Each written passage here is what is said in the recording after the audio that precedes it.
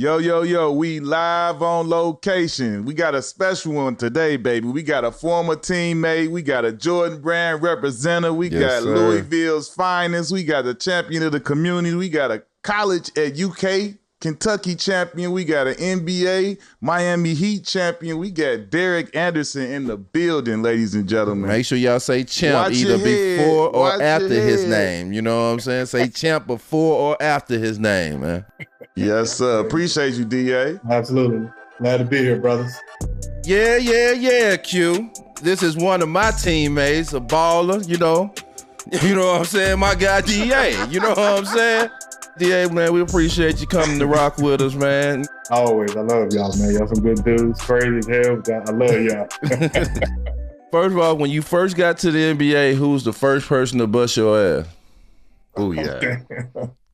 Oh, you mean besides MJ? Nah, if he was first, I want to hear the MJ. Yeah.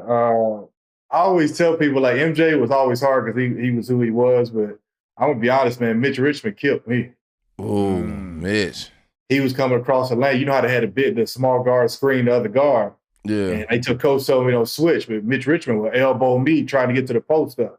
And I'm getting beat up, crossing the lane. I'm like, how the hell this dude on offense beating me up? I'm just like, this is different. Mitch was strong as hell. Mitch was strong, and he wasn't doing the dribble moves. So he was basically posting me up, coming off screens. And that dude would push me strong as a man. And he was smart. So he wouldn't just settle because I was long. So I was guarding him, like, I'm going to give you a little bit of space. Dude just physically beating me up. After that game, I had like a couple bruises. My lip was busted. I'm like, damn, I did all this on. This dude, he did it himself. Well, nobody else. You buckets and beat you up. Oh, man, he killed me, man. I was in this hot tub. I was in the cold tub after the game, and we were supposed to leave. And I was almost late to the bus. I said, man, I'm not getting that. This dude killed me. dude was a beast. But MJ was always my hardest. I got him in this last year. MJ was posting me up, holding my leg with one hand, and he was doing all kinds of stuff. But Mitch, he physically beat me up that year. Mm-hmm. Louisville, Kentucky. How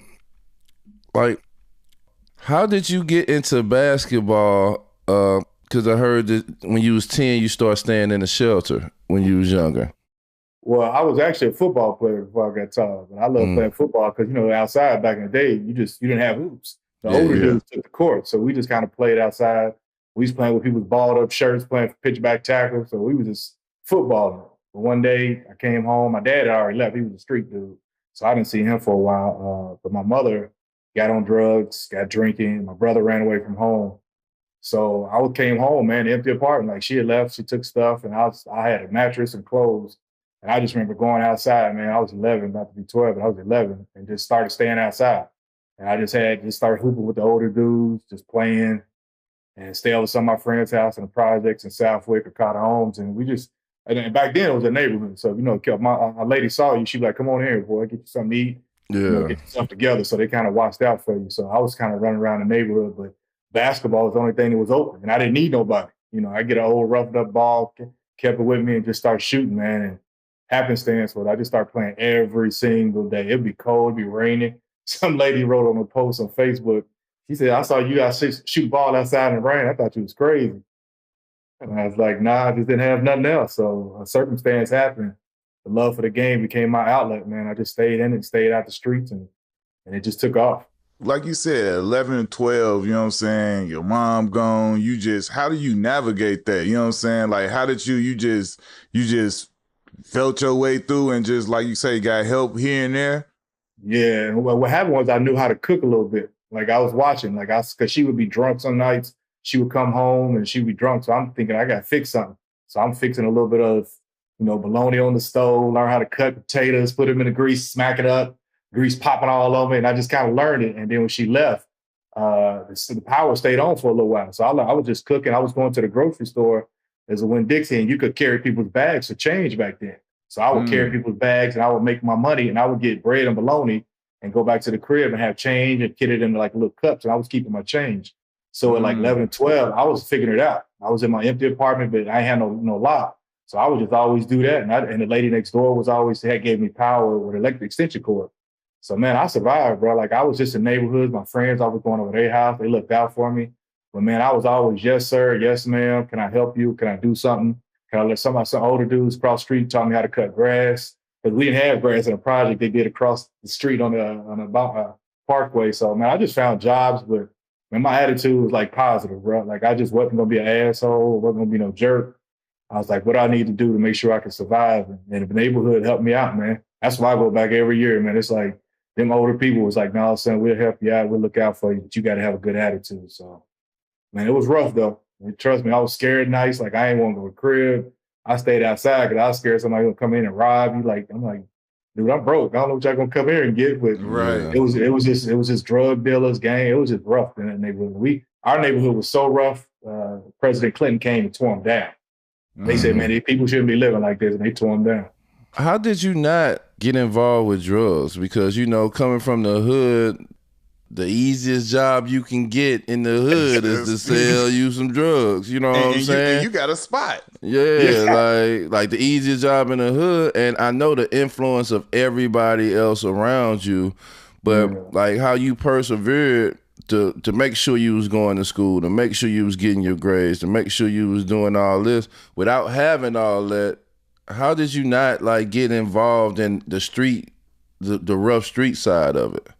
Well, it was my best friend, Terrence Stewart. Me and him looked at that. We had some dudes who was driving cars in 8th grade. They was selling drugs. We're like, how's this dude in 8th grade driving a car? Like, he was selling drugs. And then we saw one of our friends next to us get shot and killed, man. And he was selling drugs. And then my best friend was like, man, we ain't doing this. Like, we're gonna find another way. And then I had older dudes too, like a Jerry Lester. And was like, man, y'all don't do this. And it was older dudes who saying, y'all go play sports, leave it alone. So we kind of had a pat with me and my best friend, Terrence, and just watching how it was moving, man, it wasn't smart for us. And we were both playing sports. He played football. So we were just like, man, we can't mess up like this. Because you ain't having one shot back then. You know how they got a couple chances now? It was like one and done then. And once the school heard if you was messed up, they was like, get him out. Like, it was dudes it was so many dudes in our neighborhood that could play sports, man. But like you said, they went to that street and none of them made it. And I'm talking about not one of them. They was back there. Same way. So y'all know what it is, but it's just when you have a mindset, man, I'd rather miss out than mess up. Your mind just was like, man, I'm good, bro. Like it was nights that I wouldn't eat but once a day. And I saw them dudes, I'm like, man, I'm good, bro. I'll go ask for some chips. I go ask for some cookies. I go do something, but I was not doing that. And that was a fear factor that made us stay on the right path. But it wasn't for my best friend, bro, Terrence, like he was like spark solid. Like he wasn't them dudes that give in. He the type of dude right now. He said, hey man, don't tell nobody why, man. He said, man, I ain't lying. Like he one of them dudes like, nah, we ain't like, so his solidness, man, helped me get through a lot of stuff. So you going through that and, you tending to yourself and, you're doing everything for yourself, but then you become a parent early. Like how did that pile on top of what you was already going through? Like, I know that's even more a lot, because now you got to tend for another mouth. I ain't saying it was easy just to do it by yourself because you was going through what you was going through, but then you became a parent early. Yeah, man, I was 14. I was kicking with this girl. She was older, and and I didn't have a place to stay. I ain't no parent, so we're not going to tell me what time I had to come in. None of that. Yeah, right. Yeah. So I'm just basically going house to house. I had the same apartment, so I was just going, and I met her, and we hung out. And, first time we did it, she got pregnant. So I'm like, oh man, what's going on with this? Like, what's this mean? And then her mother was like, you can stay here for a little while. So she gets pregnant. And a couple months after that, they were both arrested for shoplifting. And my son, Derek Jr. So now I'm just like, what am I gonna do with this kid? Like, you know what I mean? So I'm just like, so I had to drop him off with a lady. She watched him during the day. I went to school, played basketball. After school, I worked at a candy truck across the street, Mr. Whiteside. So then I would come back and watch him through the night. We slept against the door, against the mattress, get up, do the same thing, bro. When I tell you it was the craziest thing, I'm like, I don't know what the hell I'm doing. You did that with a kid and still managed to be the class president and graduate with a 3.7. Yeah, that was crazy. Man. Like how? Yeah. The neighborhood, man. It was the neighborhood. And the school teachers. Like I had Terrence Mormon was my assistant coach. He wound up helping me. My coach, Kevin Sawyer. I had Uncle George. Like it was people just continuously helping me throughout the process. So it wasn't like I was like out here destitute, but it was still I had to take care of them.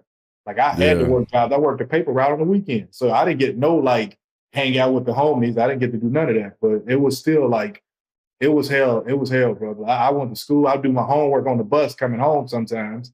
And then like after some weeks of practice, I would be over there trying to do homework while as soon as practice over before the activity bus comes. I took my bag with deodorant and a toothbrush and a rag to school with me.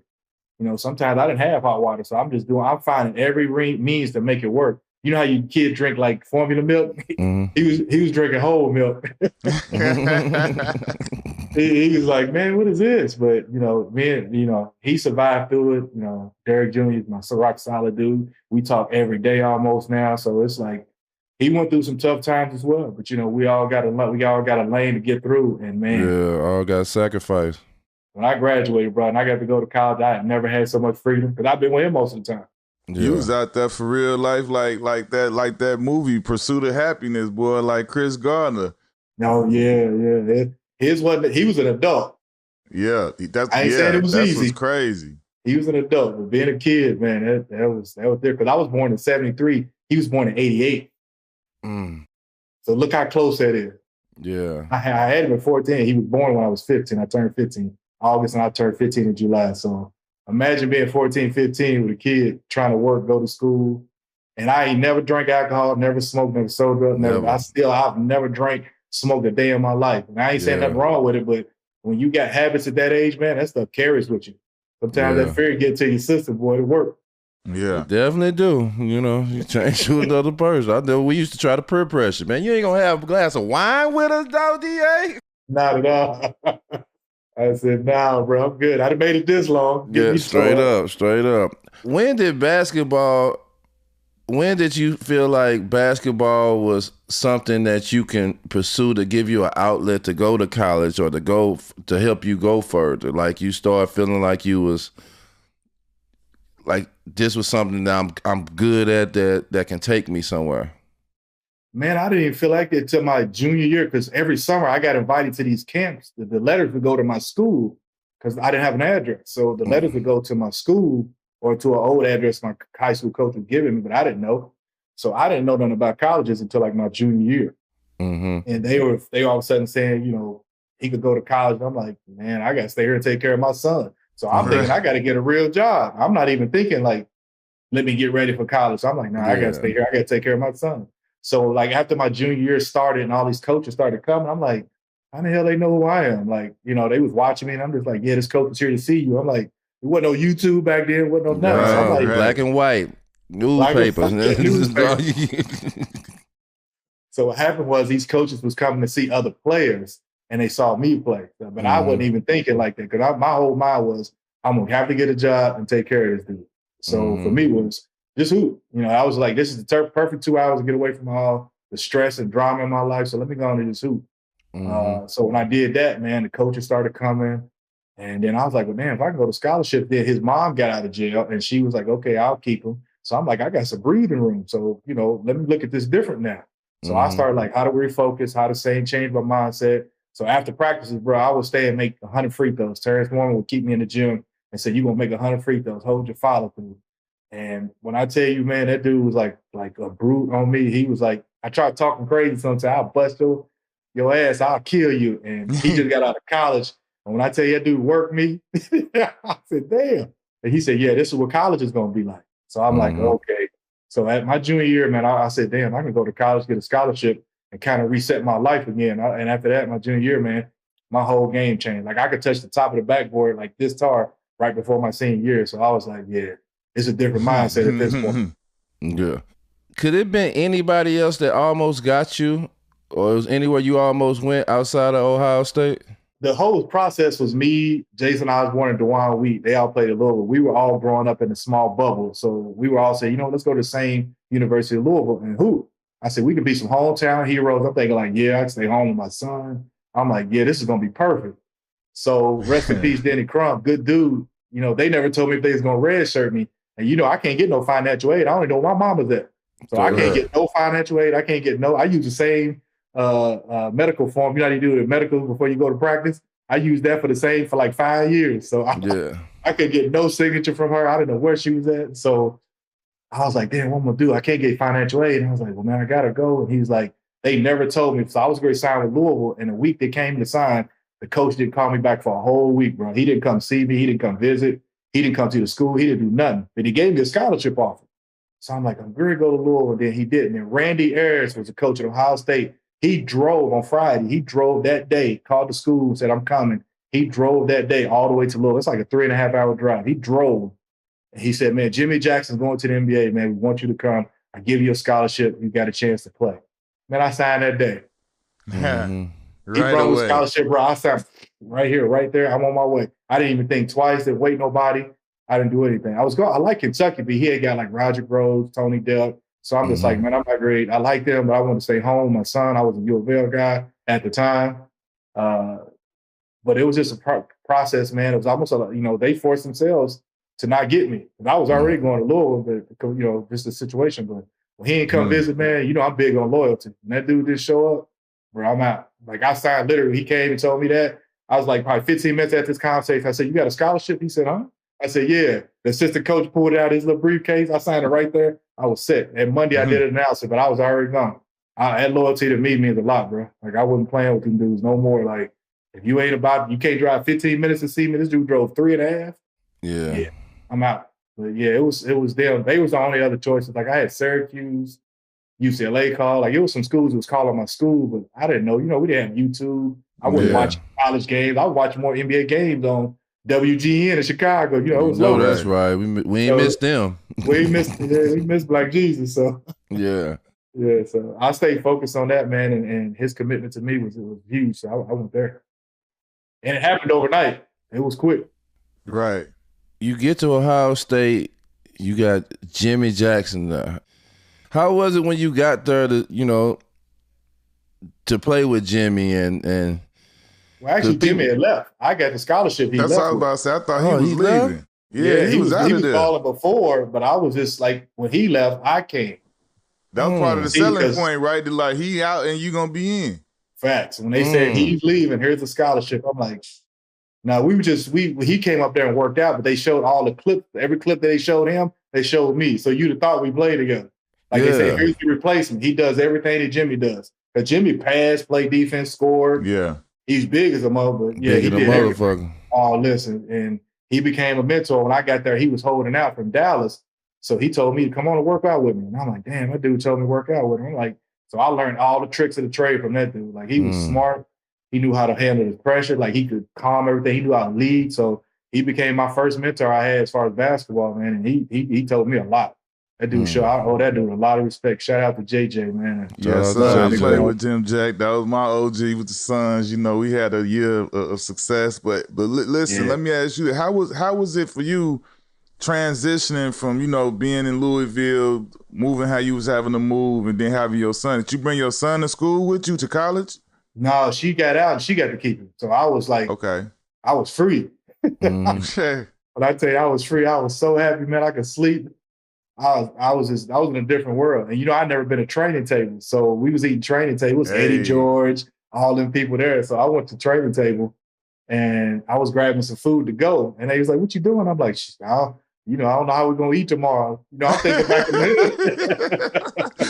hood. I'm thinking I'm back in the hood. Bro, this we got you good. Like you come in here anytime. Man, bro, I had them styrofoam things. I had like 3 of them. I was carrying them like this. Like somebody stealing something. I said, nah, man, I don't know what y'all. I said, I got to eat tomorrow morning. I don't know what's going to happen. And he's like, nah, brother, be here tomorrow. I said, you sure? So that was funny, but I got to breathe, man. And my life just changed. Like people asked me, I said, the best time of my life was I finally got to be a kid. And those were my years in college, man. So I just finally got to just have some fun, not have no stress over my head. I got on the Greyhound to go see my son. That was how crazy it was even back then. You didn't have cars. People couldn't just pick you up and take you places like they did now. But I had to get on the Greyhound just to get back to Kentucky. People don't even know what the Greyhound is, man. That's crazy. That's crazy. They don't even know what the Greyhound is. I used to ride the Greyhound all the time. I swear, get that ticket. You don't need an adult or nothing. Nothing. You just hop on that jump. Let me ask you this. Did you ever, especially that first year, like you saying, you just starting, you feeling free and all of this, how many times did you just find yourself, whether you were walking around campus or whatever, like you say, at training table, where you just like, damn, I can't believe that this is what I got going on from where I just was going through some serious stuff that kids don't need to be going through. And now you on this big grand university and you like, you know what I'm saying? You like you say you kind of stress free, going through regular stuff, not like the stuff that you were going through. How was that for you? When I tell you, man, it was literally, I ain't never been in jail, but I bet you it's what it felt like being out. Like the freedom, man. It was just like I could finally like figure out who I was as Derek Hennis. You know, because at first I was just a dad, I was a hooper, but I'm just like, man, I didn't even know how to breathe right, bro. Like I walked around that campus, man, and just taking it in. And what's crazy was, man, I had a sister of mine, stepsister. She had got stabbed and killed by my father's best friend. So I remember I met this lady at the gym. Her name was Yolanda, same name as my sister. And I went outside, bro, and I just started crying, man. I'm thinking, like, what am I crying about? And I'm like, man, you done made it to a point where a lot of people can't. You know what I mean? So it just hit me. It was like, damn, I'm in a different place. So I really started appreciating life, man. I stopped worrying about sports. I stopped worrying about anything. I said, you better enjoy every single day. So everybody's like, why you always smiling? I said, bro, if you know what I've been through, you be smiling too to know that you got this spot. So to me, I just started changing who I was as a person. I just started smiling all the time. I said, man, I ain't gonna let nobody crash me out, man. I'm just gonna enjoy this life, and then whatever happens, happens. So that was that moment I started crying, bro. When I was thinking about my sister, because I'm like, man, some people don't even make it out there, especially from where we come from. You know, back in the late 80s and 90s, man, them drugs and gangbanging, they just got rampant. So I probably lost more friends than I know of back in the 80s and 90s. I've lost my entire life. For the last 30, 40 years, I lost about 10, 15 guys that I grew up with, knew. Like they're dead to violence or drugs. So I'm just like, it was rough times, but man, at college, I tell my son, when you go to college, son, it's going to be the best time of your life. I ain't had no bills. I ain't had no this. I said, you better find a way to college and enjoy your time. That's what I tell them every single day. College is the best time of your life. And don't you think about leaving early. Not at all. Get your fun in. Stick it on out. Like these kids transfer, like just as soon as they change their mind, I'm out. Man, they change it during the season now. Yeah, I'm out. I already made up my mind. I'm out. And it's like, I tell my sons now, like, hey, once you commit, you sticking to it. Hey, nah, it ain't like that no more. They get there and they say, oh, this ain't what you said it was. You ain't do what you said you were gonna do. I'm out. Yeah. Don't care about playing, get better, none of that. Can't get no verbal agreements, man. You got to get that in black and white now, man. They verbal agreed. Yeah, I know the NCAA did this on purpose, right? They did it on purpose. They said we're gonna let the reins just go. We said we're gonna let y'all act the fool just so y'all see a point. I'm like, they dead wrong for that, man. Yeah, it's supposed to have been real organized. They didn't organize. They made it a wild west. Basketball wise, when you got to Ohio State, they was in the Big Ten, right? Yep. So basketball wise, Ohio State, how was that? Because you averaged 10 your freshman year, and then you went to 16 starting all the games your sophomore year. Yeah, it was tough. You forget back then, it was a Fab Five. Yeah. Then you had Indiana was undefeated with Calvert Chaney. Calvert Chaney, boy. I used to hate Calvert Chaney. Big dog. Big dog. Conzo Martin. Big dog over there. Yeah, Sean Respert in Michigan State. Hold on, but y'all forget, but Sean Leonard was in Minnesota. And then you had Mike Finley and Big Griffin at Wisconsin. So even the small schools had balls. That was a good time for the Big Ten. I've never been a fan of the Big Ten, but that is a good time for the Big Ten. That was the best time of the Big Ten, man. It was the hardest times, too. He made me go. I had to play the 1, 2, and the 3. So I would guard Jalen Rose because he was a PG and I was tall. Then I would chase Sean Respert off screen. Then I had to guard somebody like a Damon Bailey of Indiana because he was a strong point guard. I'm like you said, at that time, it was all the guys stayed. If you look, even Big Dog was a junior. Like them dudes stayed, the sophomores and juniors, and them dudes were strong. Like Chris Webber grabbed the ball one time. We was scrambling for the ball. He picked it up with his little mitt and just went up and dunked it. And everybody was like, man, this dude ain't no 19. Man, where's the dude birth certificate? That's a grown-ass man in this shit. I said, yeah, this is different. And I come from Kentucky. We got more athletes than we do height. So I'm like 6'5" as a point guard, but everybody else like 6'6", 6'7". But when I got to Ohio State and saw them dudes, man, Lawrence Funderburg, Greg Simpson, he was cold. Lawrence Funderburg was strong as hell too. Yeah, he was strong too. But them dudes were like, athletic and strong. I'm like, this is different. That's why I didn't want to go to the Big Ten because I felt like that's all it was. Like you had them big Big ass dudes at Iowa, corn-fed Big boys up Ten, in there. man. I Like Big love the Ten, Big Ten, Wisconsin, man. Iowa, Purdue. Them, They especially were like you say in huge. our era, your era, then I was behind. They had them big ass. That's when power forwards was 6'9" and strong, and your centers was like 7 feet and strong. Like hey, they man, hit you with screens too. They like that What? old slow picker. They would come in, shift the elbow in your back, and the referees didn't call none of that. Nah, none of that. You tore your ACL after your sophomore year. Yeah. What made you make the decision? What was the process of making the decision to transfer? Because this is in the era where if you transfer, you got to sit the whole year out. You got to do all that stuff. What made the decision of you going to Kentucky in that process? Well, again, that was forced because I wasn't going to leave Ohio State. I was having a great time. I had billboards. I had a guy had made up there, and I was like, man, I ain't going big nowhere. man like, on campus status, D. Yeah, Nash. I You don't was know like- nothing about that. He ain't go to college. He don't know how I feel. He went straight out. But go ahead. Go ahead. Yeah, you missed that, D. Oh, it was great. Whew, memories. But yeah, I when I toured, like Greg Simpson, he was thinking about transfer, and then we had 3 other freshmen that got kicked off the team for off-court incident. So our whole freshman class was wiped out. Then we had 4 seniors that left. Like Funderburk went to the NBA, James Scott, they all left. So I'm like, it's gonna be me and 2 other dudes. One of them was a walk-on. I'm like, man, I'm not staying here, not with this. Damn. And then they said they might go on probation for supposedly legally recruiting somebody bad. So I'm like, man, I gotta go. This is crazy. And I said, and I can rest my ACL because I got hurt in February. Yeah, so I got hurt in February. So I was like, I might as well sit out anyway. This is crazy. So I transferred. As soon as I put that I was transferring, Rick Pitino left a voicemail in my dorm, in my apartment where I was staying at. So I was like, Rick Pitino? So I'm thinking it's a prank. And then like I left. They didn't call him back. I left. I don't know where I went. I came back and it was another voicemail. He's like, hey, Derek, I was going to make sure I get you in touch. This is that. I'm thinking like, man, is this really his coach? Let me call this dude back. So I called him back and he's like, man, I will, we got some scholarship open. Love to have you come down. You had to sit out, but some of the guys will be gone. Roger could be gone. We don't know how the guys, but I give you the opportunity. Because we had played him in Maui that year and I had like 20-something against him. And so he remembered me playing against him. I'm like, damn, that was cool. So when he called me, man, I went down there and it was August. School just about to start in Lexington. We on quarter system at Ohio State. So we didn't start till September. I went down there, man, and said, come on. He said, what you need? I said, my stuff is up at Ohio State. I got to get it. He said, don't worry about it. Enroll. Yeah. I ain't going to give you a chance to go back. Hey, he didn't. I stayed there that day. He sent people back. Whoever he sent, they went and grabbed my stuff and brought it back to the dorm. I never went back to Ohio State after I went to visit.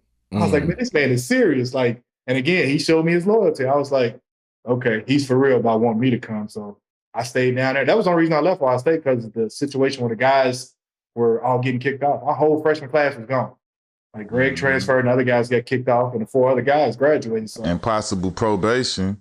And probation. So I was like, man, this ain't it. I didn't want to leave, but it was like a forced situation, man. And it was the best decision I ever made, honestly. I couldn't understand why you saying college was the best years of your life. Now that you saying this like this, like looking at you going from over there and you was the big man. Now you come over here and it's like how was that going from Ohio State and then going to the Big Blue Nation? Yeah, it was a prime example. I used to go to the mall in Ohio State. I would get a few pictures here and there. I went to the mall in Kentucky and got killed.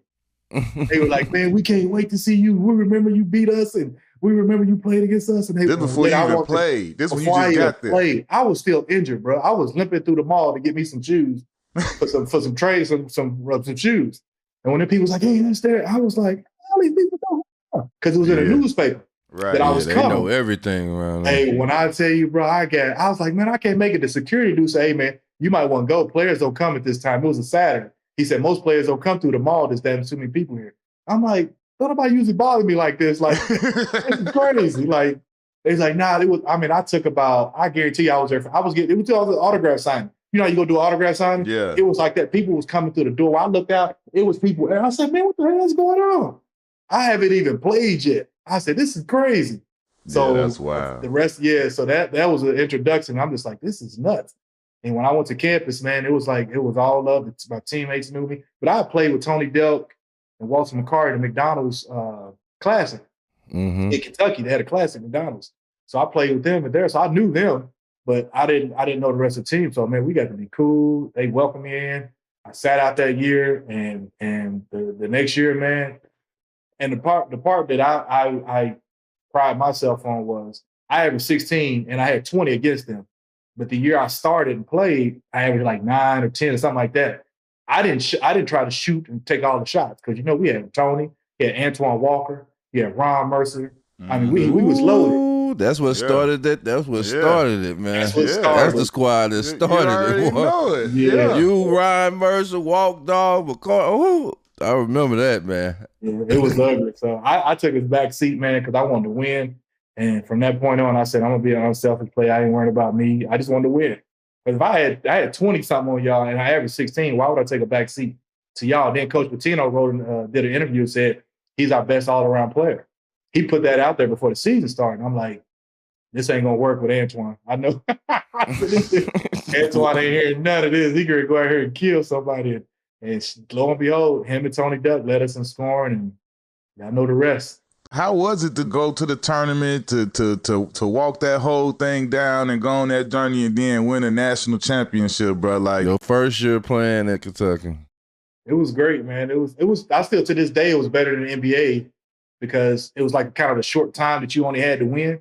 Yeah. And for us, it was like we had fun, man. Like we had a wrestling group. One was pushed back, the other was dig. Like we were just wrestling. We were having fun. Nobody cared how much money you had. Nobody was tripping on anything. And man, we just had a good time as teammates, bro. So to me, we had a journey of fun. Like I don't know if y'all remember, but we scored 86 points at halftime against LSU at LSU. I want y'all to Google that.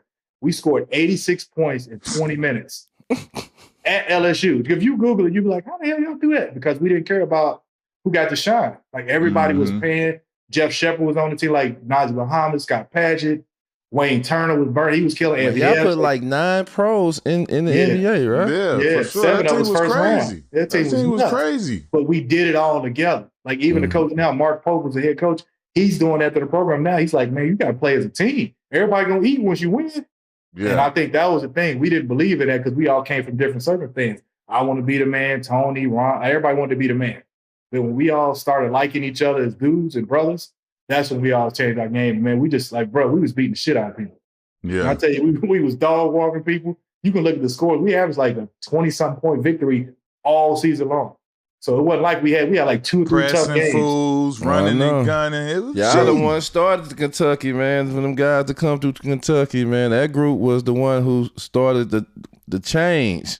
3 championship games. Everybody loved the way y'all played. Freelance. I mean, you can shoot any shot you want so long as you play defense. Antoine, Tony Duck come off the screen, he might be damn near half court. Shoot it. But you better play some defense. Yeah. Press him, motherfucker. Come on. If I miss a shot and you get the rebound cue, wherever you at, I'm right there where you at. You be like, damn, dude, you just missed. Get back and play deep. Trust me. Nah, I'm gonna be right where you at. So he taught us a lot, man. Coach P was a hell of a coach, man. And we had some good dudes. Winston Bell, all them dudes, they were some good coaches, man. So we had a solid year because everybody sacrificed. Most guys would do what we did. You know, Ron was an All-American, like top player. Ryan, in high school, Ryan was crazy nice. So he had to come off the bench. He started, then come off, and he played his role. And he bought in. He had like 20, I think, on the championship game, and he came off the bench. Yeah. How many people come off the bench in the championship game and get 20? Mm-hmm. So yeah, we was loaded, man. But that was a good group of guys. We still on a group chat right now. All of us. What's up, it's like man. So it's been 30 years and we still rock solid. So that was a special time, man. That's dope. You know, you had your first ACL tear, and then, you know, everybody tell you it's going to be all right. You're going to get back to where you need to be. But then you tear your ACL again. The other one. Your senior year. Yeah. How was that, going through that? It was probably the second toughest time in my life is when my mother left me, and then that one, because I had no more eligibility. You know, I had transferred, so back then, you know, they didn't give you an extra year. So I had already sat out 1 year, and this was going to be my senior year. And I'm averaging like 20 points almost, you know, so I'm just like, I'm having a great year. And I tore my other ACL. It wasn't like I tore the same one, I tore the other one. So I'm just like, oh, God, what I got to do? So first thing I thought about, I said, man, you done been in a worse situation. You better stop. You better not complain. You better get back on your grind. So the next day, I went to the training facility and I watched that video of Jordan was working out in the swimming pool. And I asked my trainer, I said, man, if my knee doesn't swell up as bad, will I heal quicker? He was like, yeah, and you can do a cadaver, which I didn't know what that was, but that was a replacement of your ACL ligament. So he's like, well, this is what you can do. And I'm like, I want to get in the pool so my knees don't swell. So I was working out, stretching, walking in the pool, and I had surgery probably like 3 or 4 days after because they didn't, like maybe a week after, but they said you got to make sure the swelling's not there. So it didn't swell. I had my resurgery, I had my surgery, got back and stayed in the pool and stayed icing. And then I was just doing like workout drills in front of with my teammates. And Coach P was like, man, is he supposed to be doing all this right now? And he said, he got a cadaver, his knee's not swollen, he's fine. So what happened was when I did all that, I came back and like, I think it was like the middle of March, and I did a windmill dunk in practice. Coach then looked at me and was like, man, what the hell's going on here? And the trainer dude was like, we checked his knee, his no swelling, his muscles were there. We did, because they measure your length of your muscles before you go in and after surgery. So my muscle was almost the same size before I went in for surgery. And he was like, nah, he can do it. So it was miraculous, man, how my recovery, but I stayed in the swimming pool to this day. Like, I'm not getting out of the swimming pool. That's why I don't have no joint pains, no ACL injuries. I don't limp.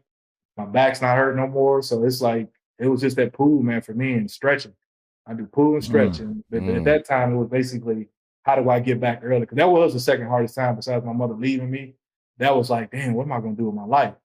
Like, I was thinking I was really going to have to go back to work now. First, I was thinking that's all I had. Now I was like, damn, I ain't got no other option. Nobody can draft me, after 2 ACL injuries.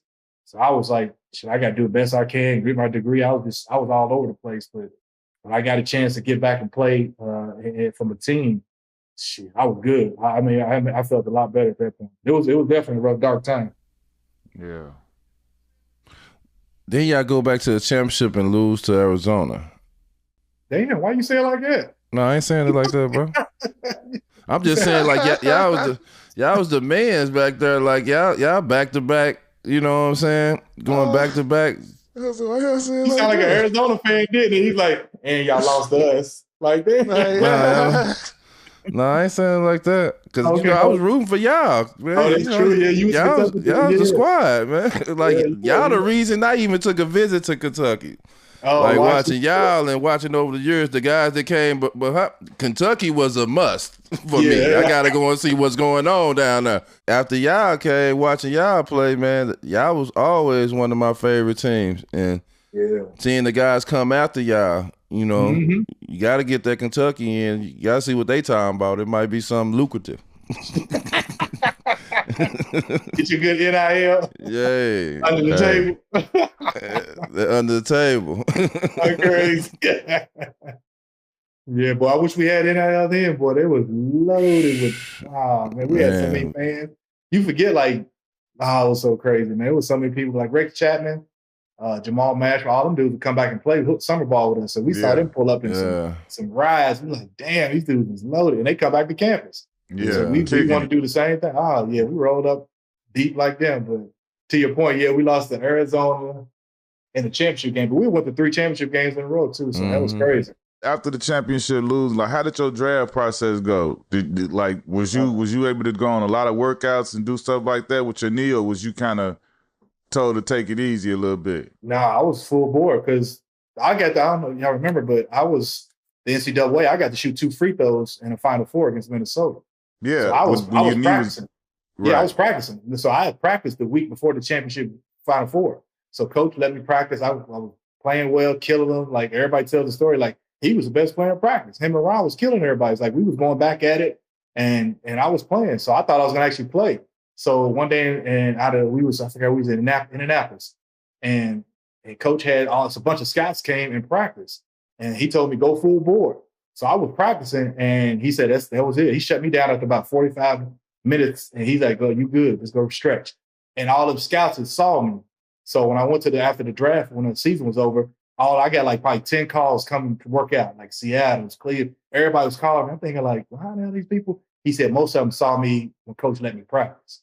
So people had got to see that I was actually healthy. Everybody wasn't scared anymore. So they got to see I was healthy. Even though I didn't play in the game, they got to see that I was good. And with that process, they told me to do everything I did. I was playing one-on-one with Anthony Parker. I was going to dudes who could play. That dude could hoop too, man. So I was just it wasn't like it was an easy task, but I was playing, and it made me guard 1s and 2s. Like I guarded Brevin Knight one day, and The next day I'm guarding Bob Seward. I'm just like, what position y'all want me to play? But in the NBA back then, it was like we mix and match. We trying to figure out who fits best.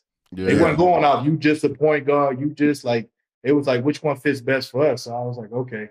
And once they saw I was healthy, man, the process was easy. They treated me like I was a normal dude. The only good thing about it in Chicago, the combine, I didn't have to play anymore. And he's like, coach, all of them said, don't even worry about it. You ain't got to play at all. So that was the best thing about that. I didn't have to play. Did you go to the actual draft? Yeah, I was there. Yeah. Where was your draft at? Was it in New York or was it some Charlotte? So you see, we still for the era where the draft was moving from city to city. Our draft was in Minnesota. Like everybody just get New York now, which is awesome and amazing. But so how was that for you going to actually going to the draft? Like I know you took your son. Who did you take with you, and how was that taking that all in? Well, I took some people, to help me out when I was a youngster, like the Mark Massard, my Uncle George. Took who was that? Some of my homeboys I grew up, my best friend Terrence Stewart, he was right there with me. So, I had the people that there since day one. So once we got up there and I got called and invited, they said, hey, he wants you to come. And I'm like, what pick? And he's like, we don't know. You might go. Because Rick Pitino went to Boston. So Rick was like, man, I really want to get you. But Red Auerbach is the one making the decision. So I don't know. Right. But I was like, he got 2 picks. He got 4 and 7. He took Chauncey and Ron. But I still knew I had a chance with Sacramento. And they took, what's that dude's name? Olivio St. Jean, I think. He changed his name. I forgot. But he took him at 9. So I'm getting nervous. I'm like, man, am I going to sit in this room all day? Because I had the 2 other teams I worked out for. And it was Seattle and Cleveland. And then Cleveland said, we're going to take you at the 13th pick. So I was like, ooh. But I was nervous because I was like, man, who better draft me at the 2 ACLs? I'm just thinking like, man. You get to go up there and dap up David Stern. Like, we all done saw that moment. Like, how was that for you, especially with everything you didn't went through? You didn't went through some stuff that, like, not most of us go through when we get to that point. Like, for you, how was that? Yeah, but it was crazy is I never went to church growing up because I had no family. So, I didn't know God, Jesus. I didn't know none of this. So I wasn't no faith religion dude at all. And, man, I got to that thing. I said, man, I don't know about my faith, man, but I better thank the guys above that I made it this far. So I was just like, thank you, God. I didn't know what I was doing. I'm just over here like, man, thank you, God, for this, because this is a crazy journey. The last 10 years to get here, like, man, this is crazy. It's the pinnacle. This is it. And I'm thinking, like, I never expected this because, like people say I dreamed of the NBA. Man, I ain't never dreaming of NBA. I never once thought I'd make it to the NBA. Yeah. I just said, I'm going to put my head down. I'm going to work hard. I'm going to outwork everybody in my way. Whoever's in my way is going to get this work. I didn't have no bad attitude. I said, I'm going to be a good dude. I'm going to work hard. And I'm going to do what I'm supposed to do. That was it. That was the formula I had. So me dreaming about the NBA, nah. It just happened because of my work ethic, my attitude. So that was a relief, man. Once I got done with that, and I still never drank. Everybody's like, man, let's drink. Man, where my water at? Give me some cranberry juice, and I'm good.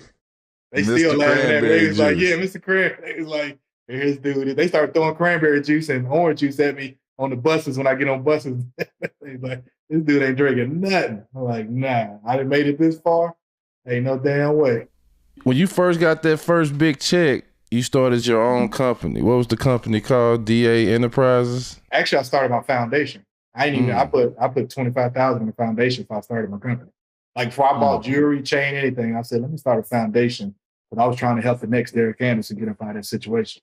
Yeah. I already knew it was coming. I knew it was coming because dudes that I seen behind me, like Rajon Rondo, all them dudes, I said, they going to need a way out. Let me start this foundation, get them some clothes, get them some shoes. They need to go somewhere to the gym. Let me work out with them. Like, let me help these guys. So my first check, I just put $25K in the foundation. And that's what I started. Then I started DA Enterprises just to open up like my shoe. You talking about Stamina? That's when you started Stamina? No, actually it was still Derek Anderson. It was Loyalty at that time, the Loyalty Leagues. Okay. It was Derek Anderson Foundation and the Loyalty Leagues that I did.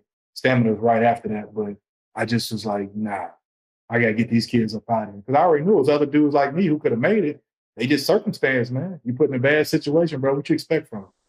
How was it when Kemp joined the team? What's funny is I got the before and after Kemp. Yeah, that's what I'm saying. Like, how was that Kemp? But his first year, he made the All-Star team, so he was killing that year. He was smart. He was a beast. He had it all, bro. Like, he was smart. He passed the ball. Like, that dude was a good player, man. Just had lockout the next year. And we had that lockout. Yeah. So he came back, man. He was like 40 pounds overweight, bro. He literally walked in the gym and nobody recognized him. We thought he was somebody different. our whole season changed after that because he couldn't play back to back. And back then they made us play 3 games in a row to try to make up some games. Mm-hmm. He was always a good dude and a great leader, man. But that dude, after that, man, his whole game changed because he wasn't a great jump shooter, but he was a good jump shooter. Yeah. You know what I mean? So he was kind of like a good pick and roll guy. He couldn't jump like he used to. But his first year, that dude, him and Alonzo Mourning locked up one time and hit each other and both gave each other concussion. Y'all can look that up. They both hit each other. I'm like, dang. Them dudes was strong as a mug back then. But Sean was tough. Sean was a good player. Good team player, too. I appreciate playing with that dude. How was it when you went from Cleveland to the LA Clippers? Man, it was actually better. Even though the team wasn't winning, it was so much freedom out. And, you know, like I wouldn't say it was better. It was just more. It wasn't a lot of stress. Like in Cleveland, they expect you to win.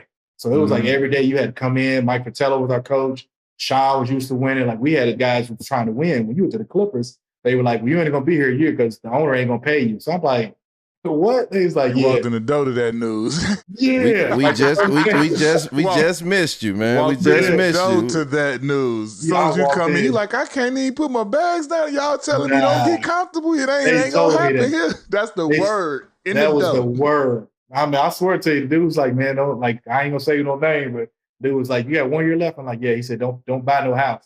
He said, get you a rental place and just, you know, after this season, pick and choose where you want to go. Same thing. And I'm talking about as rookies. We got to we first of all, they whole draft class, they had 3 picks and not one of us worked out for them. Everybody's agent was steering them away from them and everything. They just like, look, we taking who we want anyway. Y'all gonna have to come. Like, y'all ain't got no choice. But the first thing we being told when we get there, like, yeah, they ain't gonna. Our agent was mad off the top, like, they not known for extending. Like, now we're gonna have to do some work. Like, y'all preparing for y'all new team. Yeah, that's what he told me. He said, man, you go auditioning for the rest of the league. That's what he told me. He said, what you about to do this season, he said, you're auditioning for the rest of the league. He said, for whoever you want to go to, play hard against them. I said, I always play hard. I was like, what the hell? He said, when you see how we play here, you know, we practice at Carson's at a community center. Hey, see, look. We was at Southwest Junior. We was at Southwest Junior College, JUCO. And I'm talking about, did y'all have showers? Did y'all have showers? No. Okay, you like us then. We had to put towels on the seat, drive home however far, and then go wash your ass there. Like, you ain't getting no shower up in here. There ain't nowhere to shower. You like us then. You feel, only difference though. Y'all practice at where though? At a community center. I bet you this never happened. We practicing, I swear, Kareem Abdul-Jabbar is playing Michael Olukandi 101. So we're hooping. We're watching them hoop at the end of practice. So I swear to you, some Latinos, some Mexicans, dudes short, they came and said, hey, gym is ours. It's our time. Swear to God. He said, y'all got to go. He pushed the NBA team out of Carson Community Center gym. Swear to God. Hey, pushed us right out the gym. We used to get put out of there because they used to have functions and stuff. That's what I'm about to say. Like, we ain't have that, but like we had our time scheduled too because we was using their court. And then it would be time we would show up and we couldn't even get in because it wasn't open for some reason. Whoever was supposed to open that joint up didn't open it up. They late. They ain't got there yet. Like, ain't no how dudes got 24-hour access to their gym. Go work out in the middle of the night if you can't. Well, please, we in South Central. You hear me? We pull out with the cars. They like, yo, they checking out the car. Like, kids going to school while we pulling up in the morning. We on their school campus, DA. So it's like they get out in between class. If we coming or going, it's chaos. And you know, I had them 612. So the teacher was like, "Hey, you can't ride through the classroom with the music that loud." Boom, the whole campus, like. So it was just crazy, man. Like, but we just missed you by a year. We thought we were gonna be rocking my with man Mo T. Yo, Mo Taylor. We heard about y'all stories though. We heard about the inside out reverse jerseys and everything y'all had going on. We weren't getting off the bus. me and Mo sat on the back of that bus, man, hoping we got traded. And man, they traded us. Me and Mo was like, man, I ain't gonna get fired like this. Because Mo wasn't getting off. When I tell you Mo wasn't he ain't no play. He ain't nothing to play with. That dude was like, man, don't play with me. I was like, Mo gonna beat somebody else. But yeah, they was foul, man. They showed us the Keith Cost tape. Oh, he did that and came to practice, bro. He came to practice the next day? Man, the man he was banged up. He came in with a good attitude. He was funny. He's a cool dude. But Now he when I tell always, that was you, one thing, he was Cleve, always my guy, funny and man. He a cool. great dude, he's man. Keep cool, cool, dude. man. Real cool. He came and he said, I ain't worrying about that. I'm like, he's a real street dude. Real street one, real one, man. He's a real one. But yeah, we had a hell of a squad though. T-Nez was on our team. T-Nez, man. Carbondale finest, man. Carbondale finest, Southern Illinois in the building. T-Nez was there when we was there, like the beginning, for the beginning and then they let him go. Okay, yeah. Lamar Odom was a rookie our year. Yeah. So we had a good team, man. Well, You averaged your career high that year, 16.9. You was getting buckets. I thought it was at San Antonio, yeah. But yeah, I was getting buckets because they were all just like, hey, we're gonna let you and Mo shoot, get y'all out of here, then let Lamar and T-Nez, they were trying to get dudes out of there. Like they was running plays for me and Mo the whole game. I'm just like, are they gonna pay us? Like, what's going on, man? They fired the coach. Then we got Kareem Abdul-Jabbar to come coach. We had Dennis Johnson, like. Bro, DJ, that was my guy, that's man. Our guy right there, baby. Like we had a good coaching staff, but when I tell you that owner was so terrible, bro. Like that dude, he came past us. We was at an event. He came past us and did like his to us and walked past us like we was just like a parade or something. I'm like, he ain't gonna shake nobody's hand or nothing. Dude just like this and walked out. We was like, man, he's like, that's the owner. I said, wow. So yeah, man, that was Q used to avoid him. Man. Like we used to show up to a party, 20 minutes later, we gone. We got there, I guess, when they first was starting the parties, the white parties and all that stuff you heard about and all. Yeah. Man, listen. We were really avoiding him. Q Rich, this guy's scarcity. How long we need to be here? What's the bare minimum? Look, when we first get there, I'm gonna make a whole round to everybody who I think need to see me. Hey. Good idea. Boy, 25 minutes later, we gone. I'm not sticking around this for nothing. Look at Q give him that nod like he's like that. And we out. Hey, up out of here. Up out of here immediately. This is not our crowd. You're one of the first batches of guys. When did you hear that Jordan wants you to be a part of a Jordan brand and be a part of the team? Hey. Well, that was crazy. It was right after my ACL. Like when I got there on my ACL, I went through training, I went through the team in like June. I got invited to Nike. And I'm thinking like, who was about to get called my uncle? Because I didn't have an agent. I had a marketing firm. So they called my house and was like, hey man, Nike wants to bring you in. So I'm thinking like, okay, I'm just going to see Nike. So I fly to Nike. Had no idea it was a Jordan brand. It was just Nike. They said, Nike want to meet you. I said, cool. So I flew in, went to campus, got into campus, and Phil Knight walks out of a boardroom. And he introduces himself. I'm like, oh, okay, Phil Knight. I'm thinking like, ooh. I had no idea he was who he was. I was just being nice. And then I walk in, it was Jordan and somebody else was sitting in there, and I forgot who it was, but they walked out and introduced themselves. So it was just me and him in there. He was like, man, how's your knee? I'm like, it's all right, it's better. I'm good. I've been working out and playing, so I'm good. He said, man, I just started this company, man. I want you to be one of the first guys to represent my brand. And I'm like, okay, cool. He's like, yeah, it's called Jumpman. I said, you Jumpman. I said, you sure? I said, I just tore both ACLs. And he was like, boy, you crazy. He said, man, I'm cool. I had people watching you. They said you worked out. They said you was on time. They said you had a good attitude. And I want somebody like that to represent my brand. So I was like, damn. So he told me he wanted me to represent based on my character more than my game. Mm-hmm. So to hear that from him out his mouth, it was like, damn, that was crazy. Because, I'm watching him all my life. So for him to know who I was, and I was the only guy out of college, the other four guys was already in the league. Yeah. So, so as a college guy to turn ACL, I'm like, wow, this is a crazy blessing that you didn't expect because I hadn't played since January. Right. And this is June. And he's like, man, I want you to be the first guy, one of the first guys to represent my brand. And he said he just did the deal with Phil. So I'm basically walking into him, agreeing with a deal with dude. And I'm just like, this is about to jump off. I think it was like May because it was right at the Derby. So it was like May.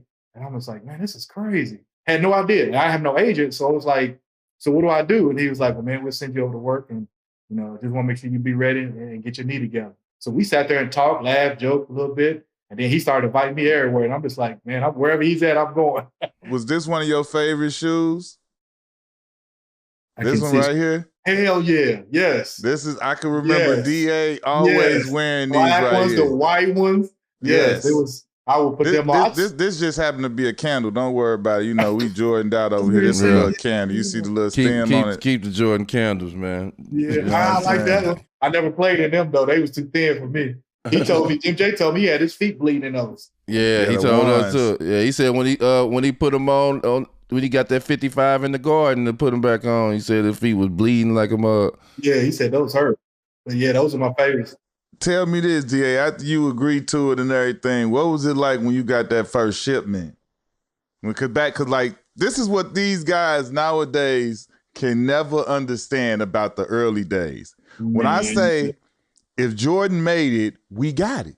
We got at least one of them. It don't matter. I'm talking about at least whatever they made. And when I say y'all don't understand how much stuff it was, because like they didn't have everything all focused and concentrated. They were just doing shit. It was all kind of stuff coming. It was like, bro, you was getting so much gear. Just talk about them first packages and like you looking like I can't even really believe all of this. What's going on? Like, how was that for you? Realest story in the world. I was coming to get a box. I knew they was coming. It was a Friday. So my son was there. He was like, Dad, a whole bunch of stuff's in front.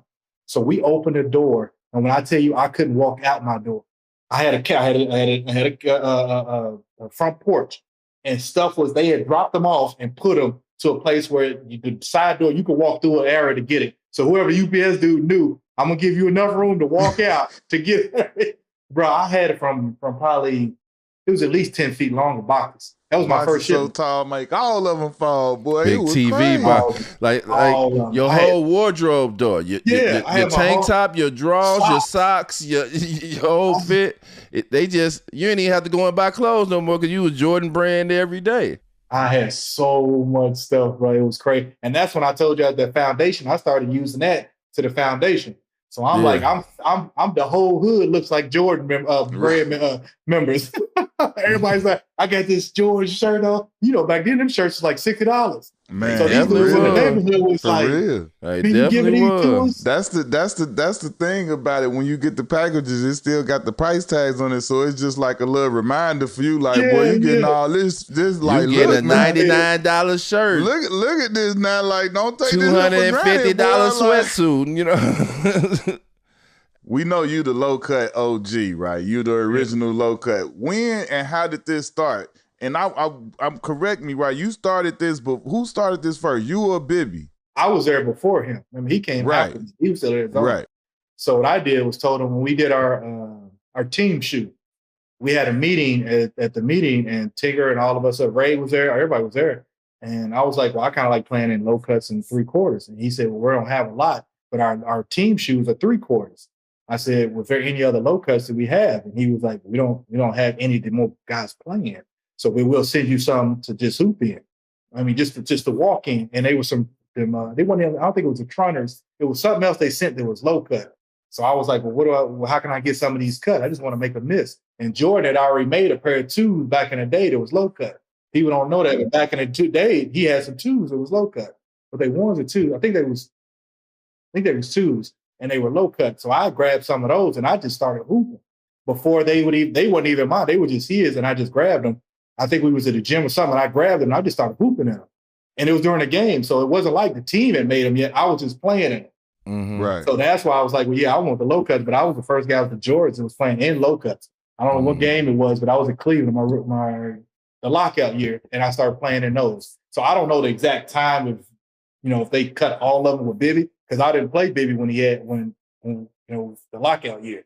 Because I had him in a lockout year. So in '98, I was playing in low cuts, but then he started making all mine the next year. So I played in all low cuts from. The whole sneaker community, everybody out there that consume the Air Jordans. We can't speak on everything else, but the low cut Air Jordans y'all done got, all of the different numbers that got the low cuts. Courtesy of who?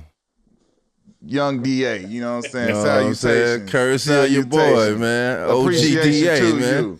Appreciation to you. Because let me say this. Coldest, especially in Portland. That's my whole repertoire. I no longer wear dress shoes. I wear the all low ones in whatever color they need to be in. But the low cut ones is my go-to. And I see them all the time. I see you too. You be rocking that thing. I be like, damn, that was nice. My feet too thin. I need some cushion. Yeah, that was a good time though. Yeah, I remember people say, man, Bibby this and that. I'm like, it don't even matter. Bibby has some fire heat, but Bibby had some heat. That black and purple used to hit.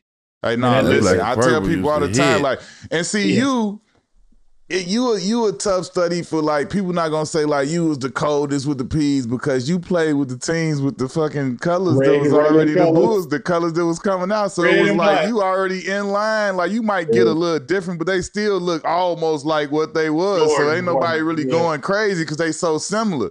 So anybody like Ray the killer, he didn't like to me, he number one because in Seattle and Celtics, John. He number one for two reasons though, because he had the cold colors from Milwaukee to Seattle to Miami to Celtics, but also he was in that sweet spot where they were able to plan out and they started to do more for us with the P's, and then they knew the teams he was on was gonna have them playoff run. Because like if you think about it, that 1 year I was with Phoenix, I got stupid dumb heat because they saw and they were able to plan ahead. They going to the playoffs, so we could send them these later. We could do da. But like when you don't go to the playoffs, you ain't getting none of that. Hey, I agree with you on that. I like his colors.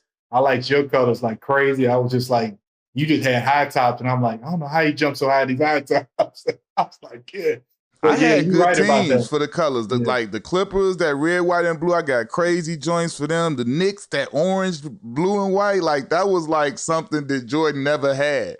So like that was like my Knicks PEs go nuts. I got some 8s, some 2s, some 5s that I like crazy. Stuff he was sending me in Cleveland was real nice too, man. He sent me some heat in Cleveland. 12s in Cleveland. He sent me some 12s. Heat in Cleveland. Yeah, buddy. The only thing I had that was a benefit when I played in Portland is I could go to campus. Yeah, so y'all remember them 9s, them 13s? I was making all my shoes out of there. So I was like them low-cut 9s. Like how many people had those before me? Right. Yeah. Like Billy wound up getting crazy. those. Them low-cut 9s. Them was crazy. Yeah. So I just started putting loyal ones. So it was great. When you signed with the Spurs, man, you over there with, you know what I'm saying, with David, Tim, like you over there with that type of greatness after coming from the Clippers. Like how was that? What type of a vibe change and a breath of fresh air was that going from out there with the Clip Show and then coming to the Spurs? And we know what type of professional organization they are. I'm gonna tell you this though. I went from the Clippers, my last year of my contract, I signed a 1-year deal expecting an extension with San Antonio, and then I went to Portland. So I just want y'all to keep that in your mind, right? Trust me. Okay. I got the cadence. So I went from the Clippers. The organization wasn't doing much. They wasn't talking about a lot. The Jason trainer was great. Like we had good people around us. Peasy, Jason Powell. Shout out Peasy. Shout out Jay. Then I went to San Antonio. So, I'm used to practice just being a normal practice. So I come in practice, my shoes untied. I got the low-cut Jordans on. So I'm just chilling. I'm just walking in. And Pop says, "You ain't practicing today?" I'm like, "Oh, yeah." He said, "No, we got practice in 1 minute." I'm thinking like, we got 15 minutes before it start. He said, "No, we start like 15 minutes and we're stretching. Our practice starts at 10. I'm like, this is totally different. Clippers, I walk in 9:59. You can be on anything. Yeah. So we don't students to 10:15, but we didn't even get a practice in. So I was like, okay, time change, back to Rick Pitino style. I'm used to it. So we practice, get what we doing. And Popovich was a great coach. He was like, "Man, where you like the ball at?" And I was like, "Man, I'm a one-on-one player. I can figure it out. I'm a team player. I figured it out." He said, "Let me show you something." He walked me to a box. And left side, he said, "Tim Duncan's going to be a Hall of Fame on this box. You better figure out where you like his ball at." That's a bar right there. I said, "That's the most gangsters." Okay, I got you. Walked him over to the block. Man, put me on that left side. Y'all ever notice when I dunk, I'm on the left side leaning? Mm-hmm. That was because Tim was over there. So I'm like, if I get on Tim's side, I can play a 2-man game. And then I get over there and Tim, in fact, like he's going to set a screen. I'm hitting you with the baseline. And I'm cutting hard as hell. What? My shoes just coming off. But he taught me a valuable lesson. He said, "Man, you got to utilize who you got around you, your team."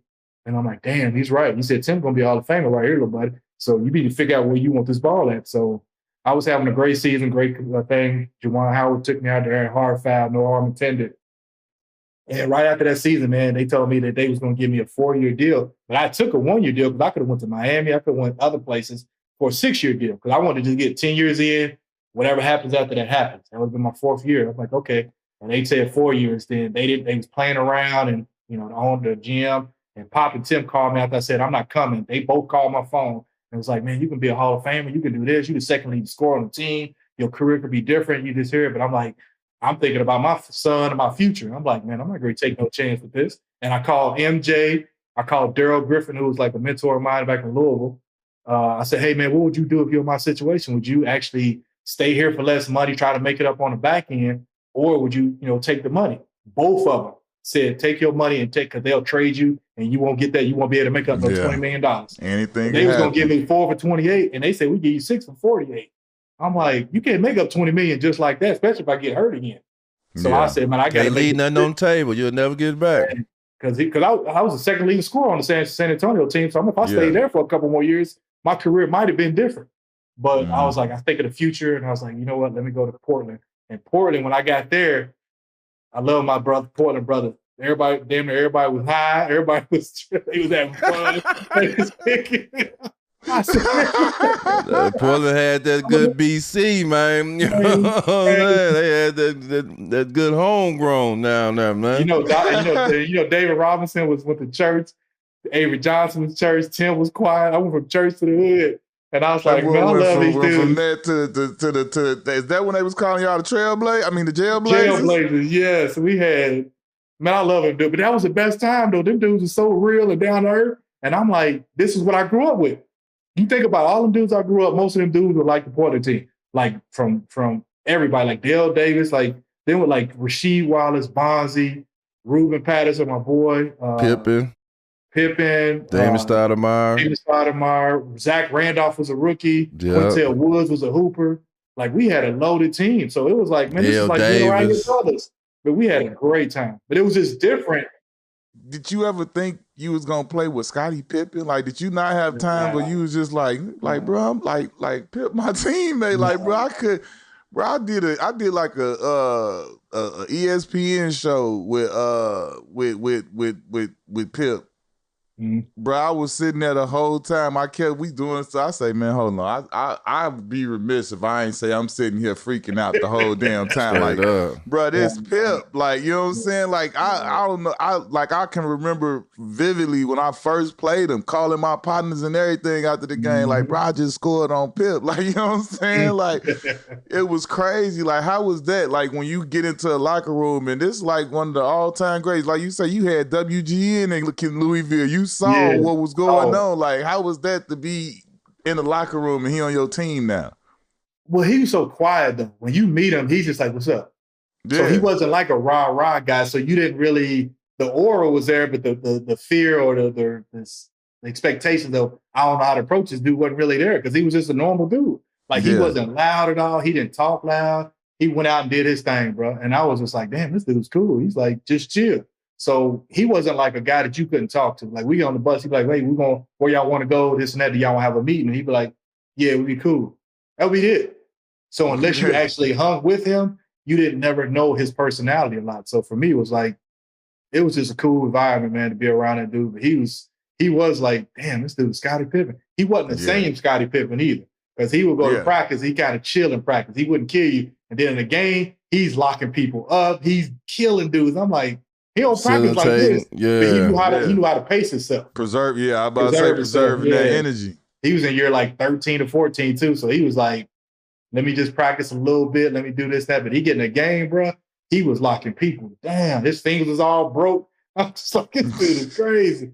This dude, he was a hell of an athlete though, man. He's a good player for sure. So how was it when D Miles came to the squad? You know what I'm saying? Because I know he was that boy, and he, you know what I'm saying, doing his thing. He got to the squad, but nah, I'm just bullshitting. But I want to talk about that. When I got to the squad, I know y'all had a slow start before I got there. But when I got to the squad, I came in and I starting with you and Damon, but we had Sheed and Zebo starting too, and we went like on a win streak. 13. Yeah, we went on like a win streak, like beating the Lakers, beating a bunch of teams, and then all of a sudden they traded Sheed. The Sheed said he wanted to get up out of there.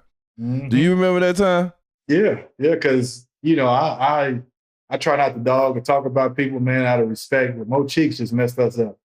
Yeah, he was putting in the wrong lineups. It was like the worst. So he's trying to appease people, and I don't know if it was the owners or not. So I'm just like, well, man, he's killing our vibe. Like, why you change up everything? Like, everything is going good. He wanted to move you to the 4 and move Zach to the 5. And I'm like, can't nobody guard D Miles at the 3. We can post him up and you can pass. And pass. It's like you was feeding me and Damon off of that pass. They double you, we would come. Yeah, so once y'all told me what y'all was doing, I was like, oh, all right, well, I'm finna do that now. Yeah. I'm just finna drive hard. You come behind me, through. It was simple basketball. And this wasn't a drawn up play. It was guys knowing how to play basketball. So when they traded Sheed, man, you could see everybody's attitude. When Zach said, I'm going to get mine, and he went and got his buckets. Yep. He put Damon on the bench, and I think he started playing other people. Yeah. He put Q at the 1. Remember? He put Quintel Woods at the 1. And Quintel Woods was like, he was cold, but he needed to be on the wing killing people. I don't know what Cheeks was on, man. They said I was sure. Yeah, I didn't. Came in the locker room, DA and Damon was like, man, don't say nothing, D-Miles. Don't say nothing. I tried to, but when he put you off of that game. Remember the game you was starting? He changed the game and started live he started you and tried to take you out a minute or two after the game and put Ruben in. We was like, come on, coach, man. He's like, man, he ain't listening. We like, dude, it's like a minute or two in the game. Like, come on, bro. D-Miles like, man, I'm not gonna argue with this dude. He gonna make me snap on him. DA and Damon, they was always the calm. DA and Damon, they was like, D-Miles, he finna come in here and get on your ass. Don't say nothing, just take it. So I took it for the first 5 minutes. But it was like 30 seconds. Yeah, but what triggered me though, Q? What triggered me? He was talking about me and I wasn't even on the fucking screen. I'm like, hold up, bro. I'm not even in the game and you talking about me and you on my ass. Yeah. It just went left from there, man. Yeah. Just went left from there, man. You ever tell people that story about getting checked out the game? Yeah. He tried to check Ruben in the game and it was 6 people. D-Miles like, I ain't coming out. So it's me. So listen, Q. It's me, Damon. David Ruffin does what David Ruffin wants to do. It was 6 of us on the court, bro. And I'm looking like, dude, you ain't coming out. He said, DA, I'm not coming out. He said, I'm not going to fool with this dude. He said, this dude's an idiot. I said, bro, we looking bad, man. The ref was like, what y'all going to do? The team coming out. And Ruben was like, bro, you ain't coming out. D-Miles said, bro, I love y'all, man, but I'm not coming out this game. and Ruben walked off. He said, man, this is crazy. So Ruben just got out the game and said, man, y'all ain't killing us. And he stayed in, too. And he started hooping. You can't get it because you ain't got it. Yeah. It was just a lot of bullshit that was just going on, man. And then, the media wasn't on your squad. They just talking about us because they don't got nothing else to talk about. Which was crazy, man, because I love living in Portland. Portland was a beautiful city, man. It was cool. The fans came out every game, but it was just, I feel like it was just a whole lot of unnecessary shit that was just going on. So we need like a Larry Brown. You said, I ain't coming out. I ain't coming out. And he was stretching. You grabbed your back of your leg and stretch. He was stretching like, I'm just like, y'all know I'm not coming out. I ain't not me. All right. I was geek because every team I played on never made the playoffs, and Portland had made the playoffs like 24, 25 years in a row. So I get to the team, and all of a sudden they don't make the playoffs no more. That shit pissed me off. I was so geeked to go to Portland, like, oh shit, I'm finna get in the playoffs now. It's on. These motherfuckers, as soon as I got there, she was like, shit, D-Miles, I'm out. They better get rid of me before, I'm telling you, they gonna lose me for nothing. They better get rid of me for the line.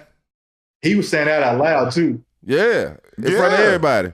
In front of everybody. She didn't give up. When he was wearing tape over the stuff, over the logos and all that. Yeah. All that.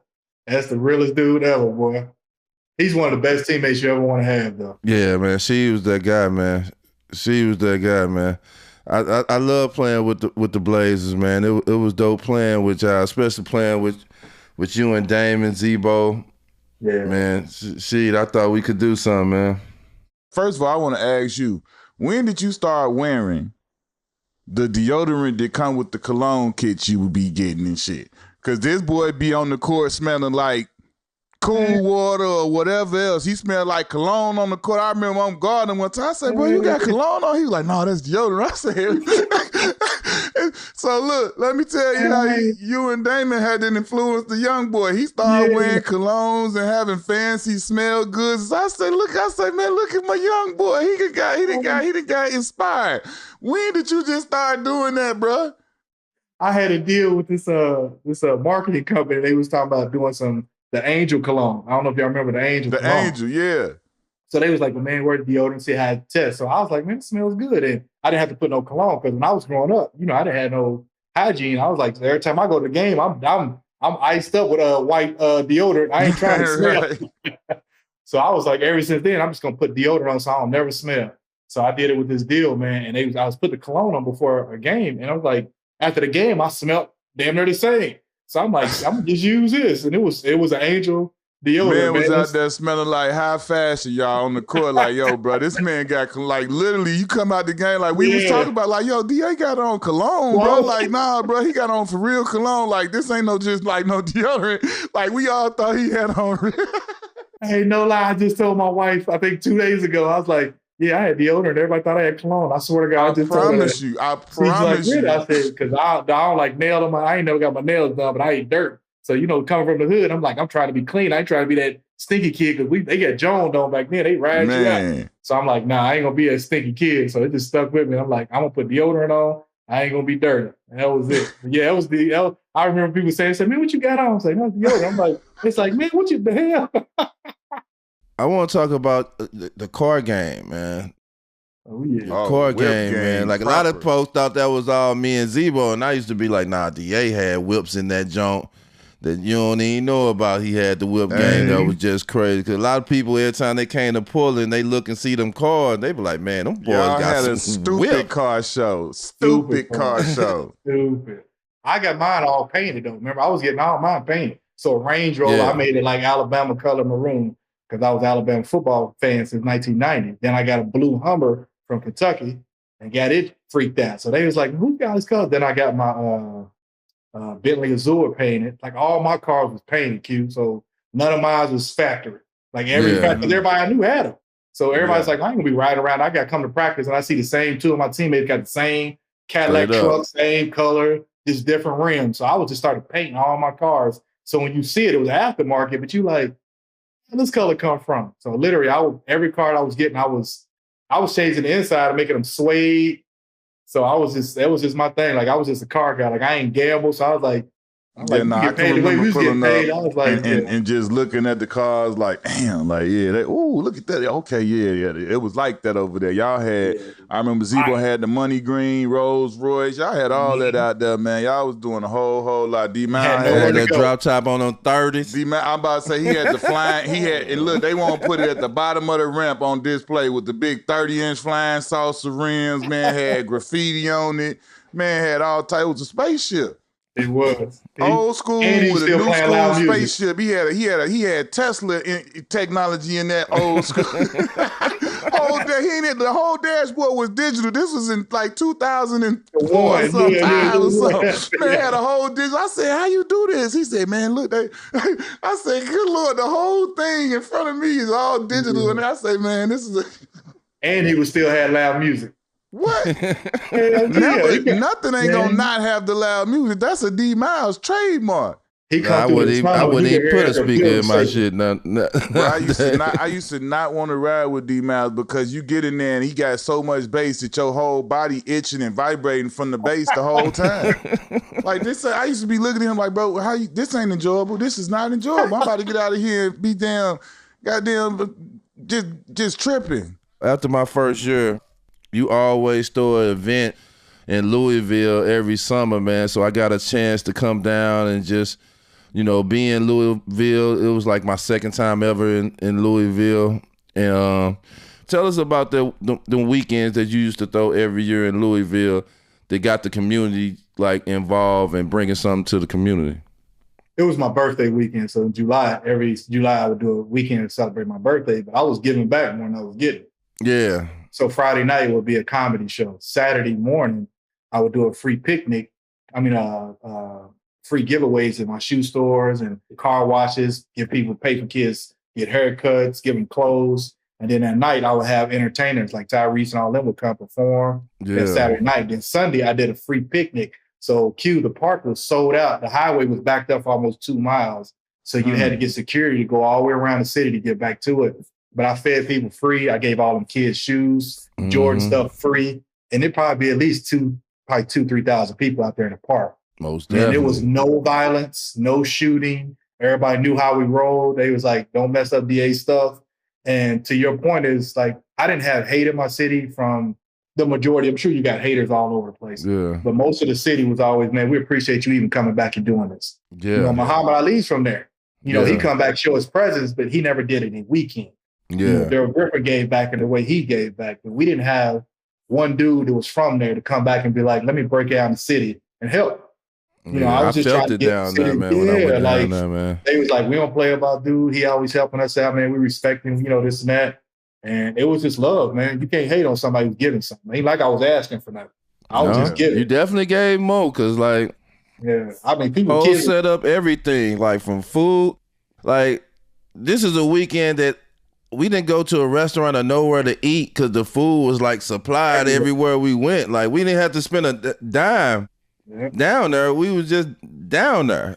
Like, you know, we hood guys, so we standing out. We all that. We got haircuts. I'm like, oh, I'm coming back to this. Like, this was crazy.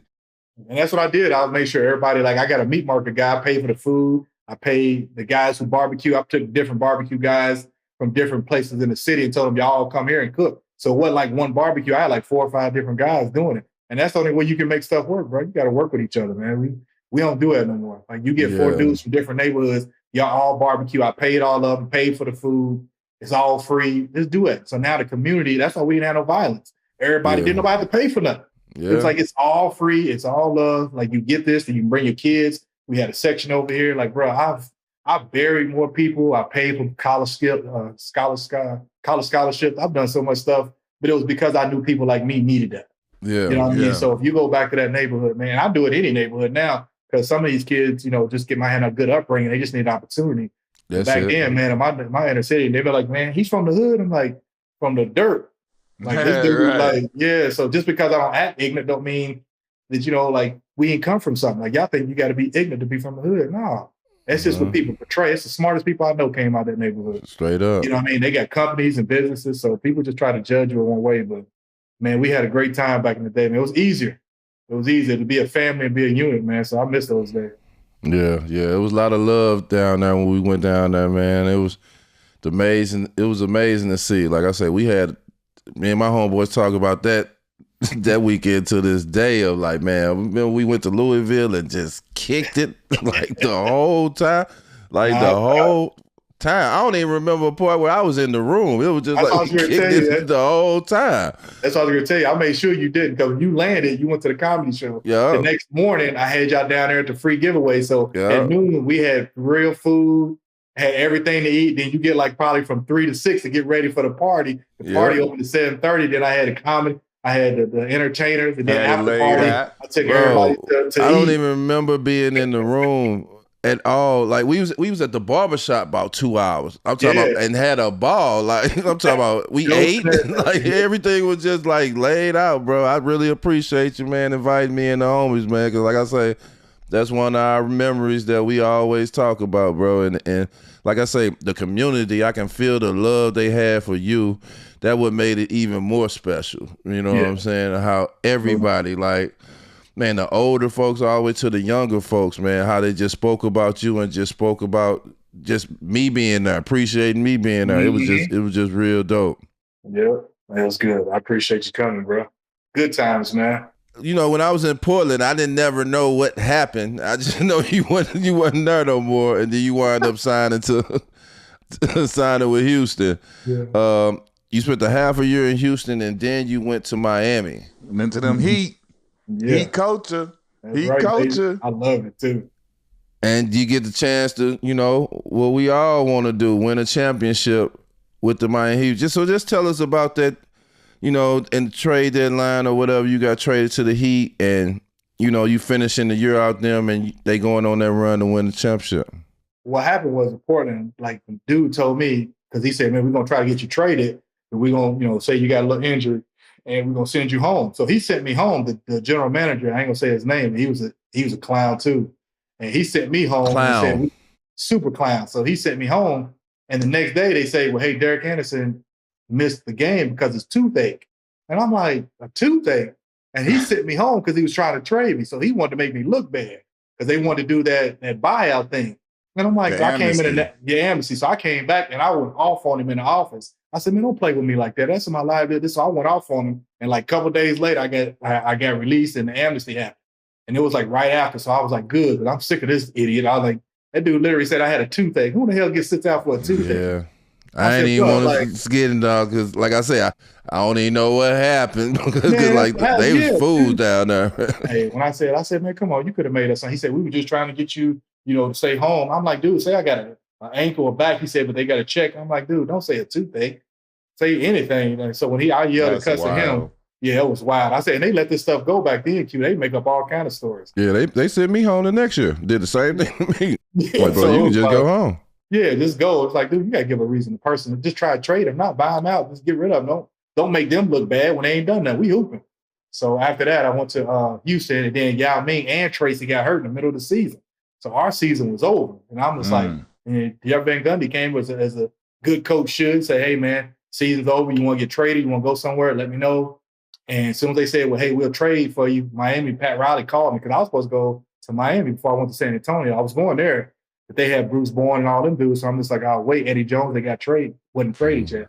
So I was like, well, I'll wait. And then I went to Miami. We won a championship. First game I got there, I hit a game time shot and then hit a rebound and pass, and we won a game.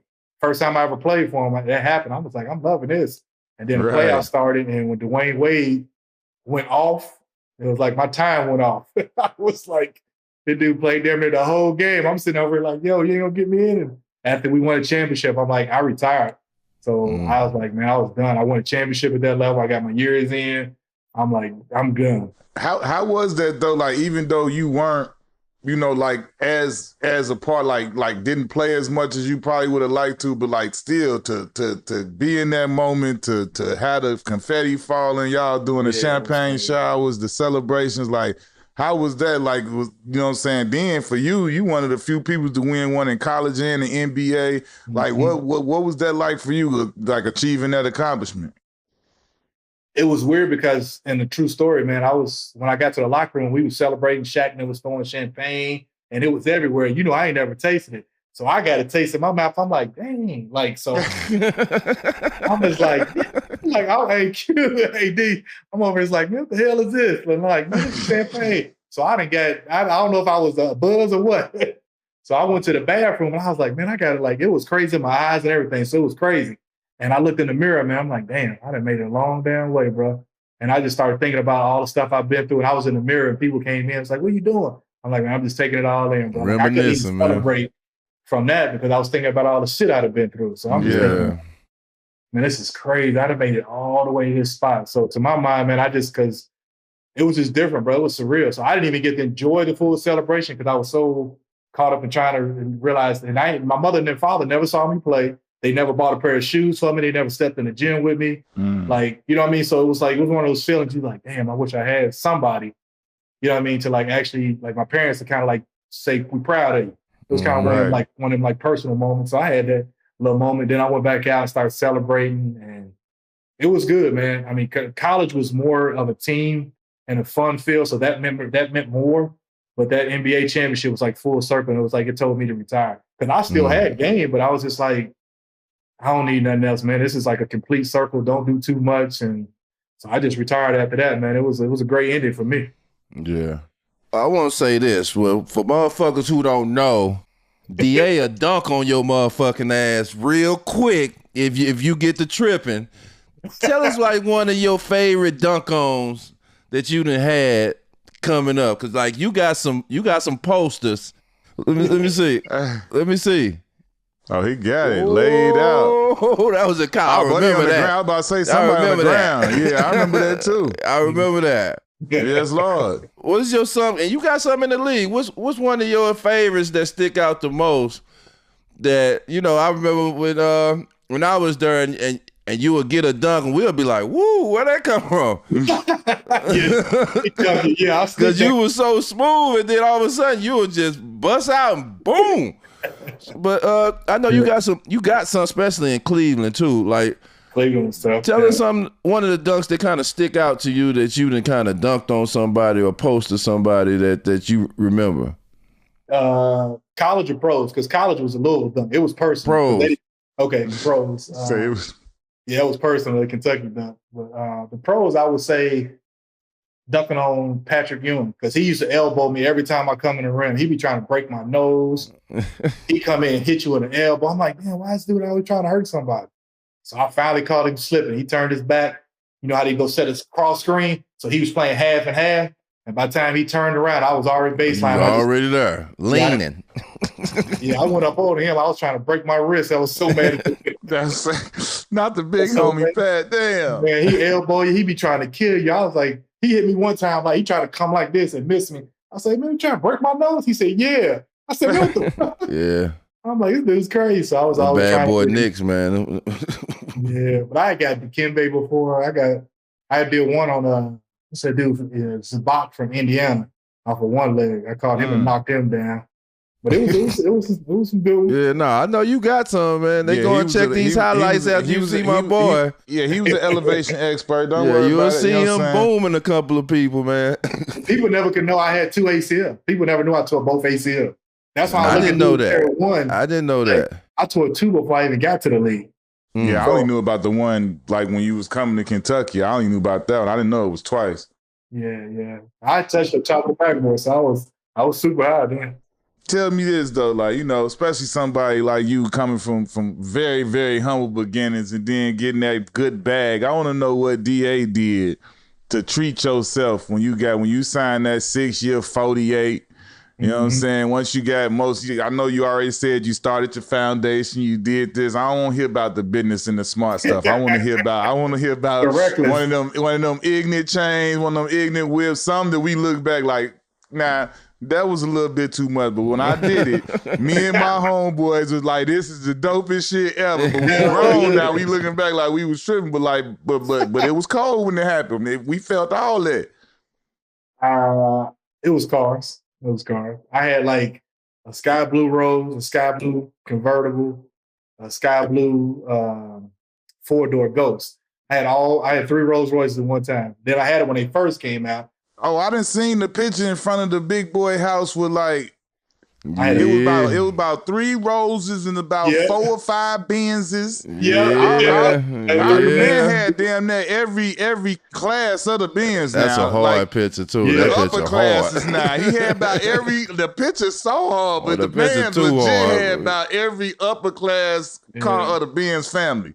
I got the Maybachs made. Everything I was doing was made because I didn't want to look like nobody else. So I was getting stuff made. I was going to color paint, putting loyalty on the side of the trucks. They like, man, that was his thing. Loyalty, loyalty. Yeah. So I took all the regular Benz labels off. I was devaluing the hell out of my cars. But I put loyalty on everything and Loyal One on everything. So I was just buying cars. I had over 100 cars. In an 11-year career, I had over 100 cars. Yeah, I heard like Rick Ross was buying your cars and all that stuff. DJ Khaled bought my sky blue Rolls Royce. DJ Khaled came to Louisville, saw it, and said, man, I want this one. And he bought it and I shipped it to him. Yeah. Wow. Yeah. 100 car, boy. Whip game, extremely proper. Super. I was doing some dumb stuff, and I never leased them. Bought them all right. All outright. So when I sold them, some of them I made money, some of them I lost. But some people would pay more. Like I sold one to an entertainer. I paid like $410 for it and sold it to him for $500.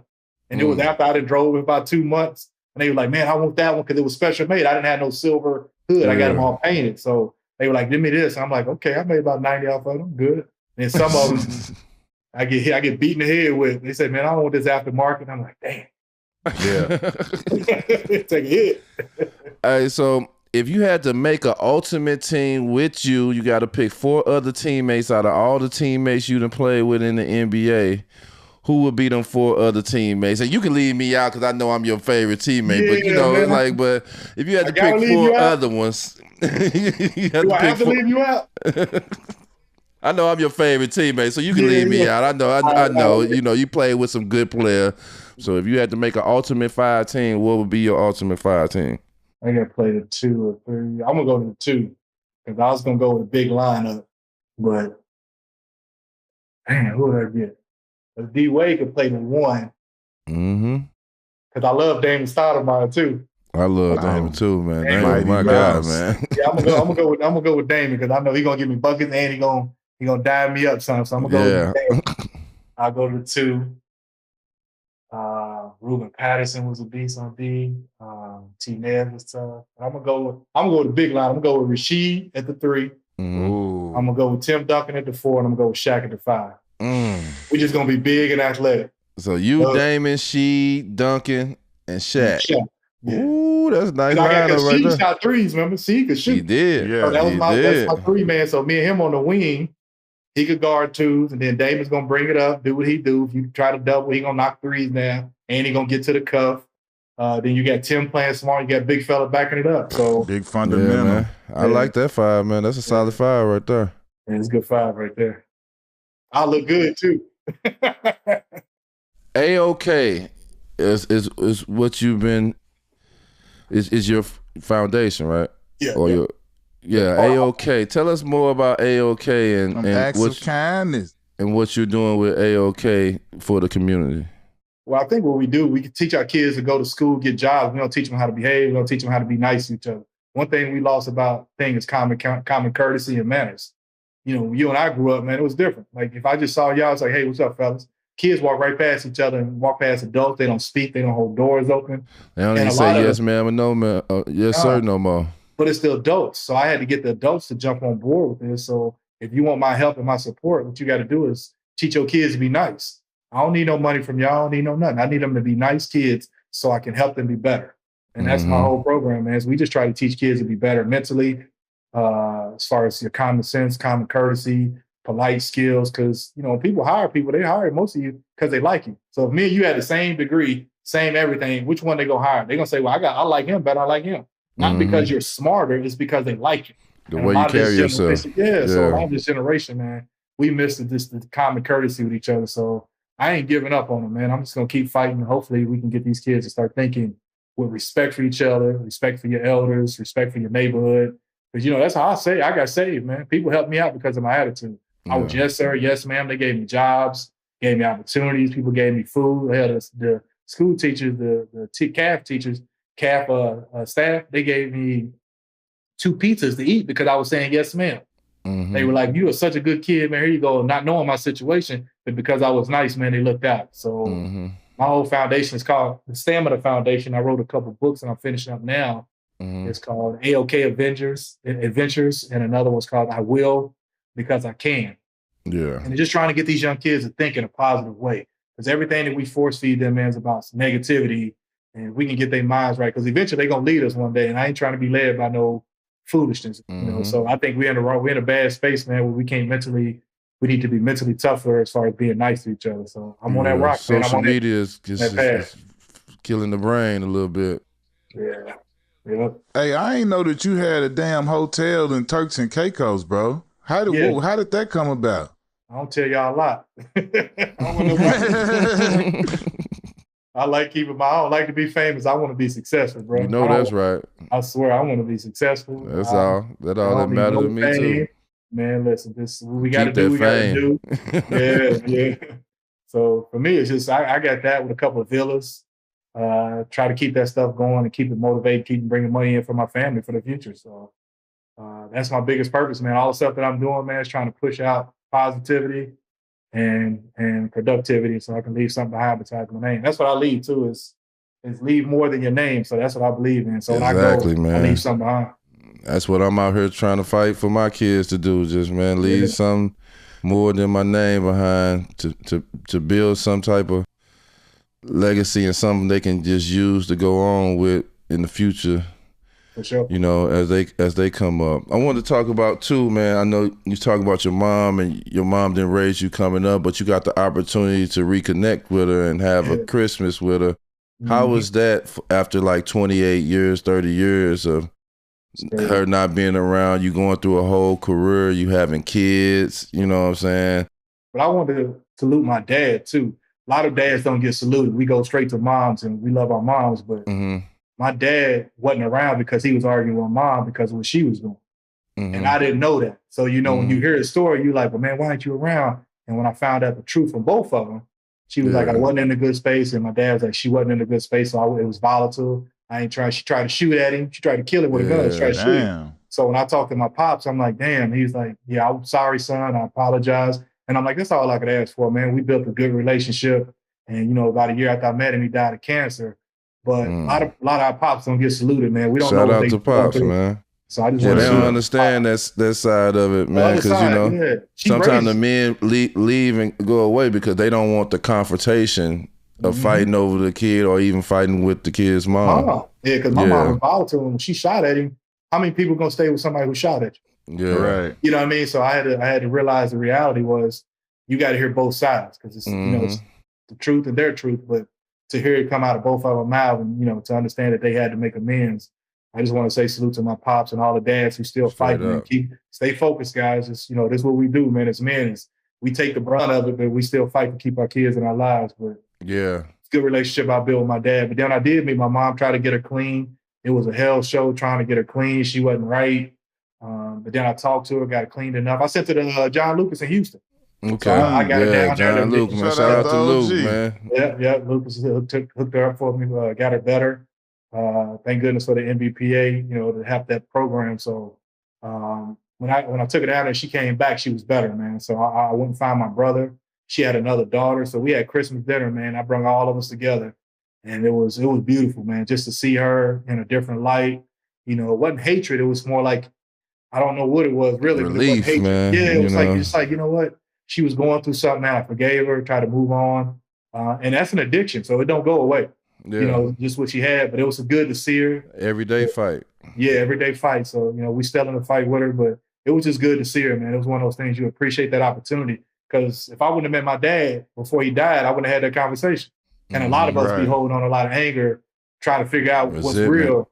And we can't do it, man. Just go find them, speak to them. You ain't got to hang with them, but you want to get a chapter closed in your life. And that was one of them, man. And it was rough seeing my mom like that, man. She was bad. You know, and I didn't even know what she looked like. I hadn't seen her in years. Yeah. So to see her like that and then to get her cleaned up what Lucas did, man, it was a really good thing to see. And just a message to everybody, man. Life is precious, brother. Say you sorry, move on, and love people. Yeah, and you know, like I be telling folks all the time, man, that's 70s, 80s, 90s. Man, it's hard for you to have a parent that not got caught up in the drug game or got caught up in that game, especially being from where we from. You really can't blame them because once you get older, you realize life is hard. Choices and decisions are hard to make. Sometimes you be around the wrong people. It's easy to be around the wrong people where we from. Yeah. So you can't really blame the person, especially if we have generations of people who just don't know. Yeah. Because when life start lifing, that shit don't stop. You know what I'm saying? You already and what's know. true about that is like I was one of the first people in my family to ever have a house paid for. Yeah. Actually, I was the first person to have it paid for, but somebody else had a house. Nobody's had a house paid for in my family except me. And I never had a credit card until 4 years ago. Yeah. So nobody taught me financial literacy. My wife said, why do you have a credit card? I said, if I ain't got no money, I ain't spending it. She was like, huh? I was like, yeah, I ain't spending it. But she said, well, there's a process you can go. Shout out to my wife, Jamie Anderson. Love her baby. But just people like that teaching you how to be better. You know, I think that was the key thing. Just we, like I said, we the first ones doing it. How we know? I would have spent all that money on all them cars. You don't know. You gotta bump your head to understand and find out. Yeah. But you gotta be willing to communicate because, man, a lot of shit be going on and one of the hardest things for folks to do is communicate or tell what's going on. Like, that's why it feel like I be damn near preaching because I be wanting to say it because I done grew up. Sometimes you grew up in a household, you eat dinner with your mom and your dad for 18 years and y'all ain't never had a serious conversation about shit. Or even think about something that you can go on in life and use or how to pay a bill or anything. So I feel like communication is so vital that you got to say it. At least you hear, man, my pop said this. Like, this look familiar. My pop's mentioned this before. Like, whether you bump your head, you know next time don't bump your head again because, man, I feel like I done went through all the head bumping and the bruises for you too. Get it right the next time and try to make you have a better life and help you make better decisions. Absolutely. We need more leaders that's gonna do the same thing you're doing. So salute, bro. Appreciate you. Yeah, man. So man, I'm happy for you, man. You got a chance to do that, man. I know Man, you had a lot of Christmases where it wasn't that, and to get that, man, knowing what you done went through, because I didn't even know half of this stuff. Like, I got to reading the research, and I was like, damn, bro, DA. And just knowing you and being around you and just I know you such a good dude, man. You always carried yourself a certain way, man. Always been a great teammate. Always looked out, man. To see what you done went through, man. I'm proud, and I salute you, bro, man. And appreciate you, like bro. I say, anything you need from us or so forth on, we always here. Even though you better two guard and better teammate than Q was to me. So I definitely got you, bro. I appreciate that, bro. we gonna wrap it up right there too, man. Hey, this DA Derek Anderson. We appreciate you pulling up, man. Champion of the community, former NBA and college champ. Tap in. DA, salute, bro.